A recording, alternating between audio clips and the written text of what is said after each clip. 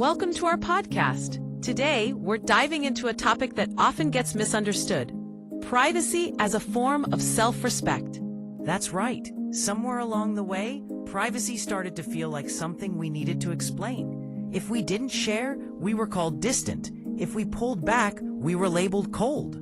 Exactly. So we learned to over-explain our boundaries just to make our privacy comfortable for others. But today, we're talking about access. Who has it? Who doesn't? And why that choice doesn't make you selfish. And remember, you don't need to protect yourself here. You don't need to perform openness. Just listen. Let's start by exploring how we learn to overshare. Many of us were taught that openness equals kindness. Right. We often felt the pressure to share our feelings before we were ready, just to avoid seeming rude. Over time, we confused availability with love, but access is not the same as connection. And privacy is definitely not dishonesty. Sometimes silence is simply self-respect. Speaking of respect, let's discuss why access is a privilege, not a right. Not everyone deserves access to your inner world.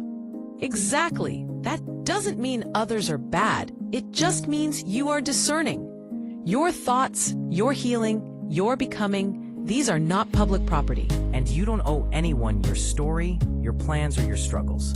Access should feel safe, earned, and mutual. It's so important to recognize when someone demands access instead of respecting it.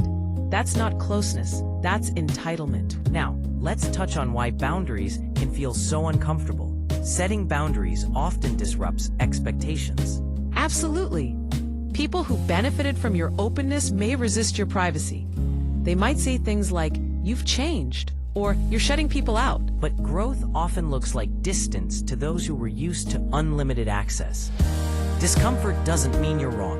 It means you're redefining your limits. And that takes courage. Choosing privacy is not about punishing others.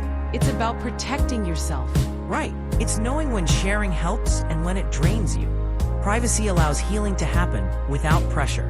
Exactly. You don't need to explain your silence or make it palatable.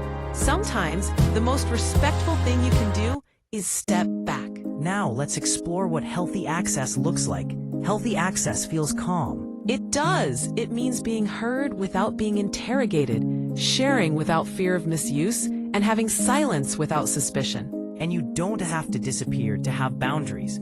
You're allowed to let people know you, slowly, carefully, intentionally. That's not secrecy. That's wisdom. Now, as we near the end, let's summarize our key points. Before we wrap up, let's be clear. You do not owe everyone access to you. You do not owe explanations for your privacy. And you do not owe vulnerability on demand. Your boundaries are not walls. They are doors. And you get to decide who enters. Thank you for listening and for choosing yourself quietly. Remember, privacy is not distance, it's self-respect. This has been EP7. I don't owe everyone access. Privacy is a form of self-respect.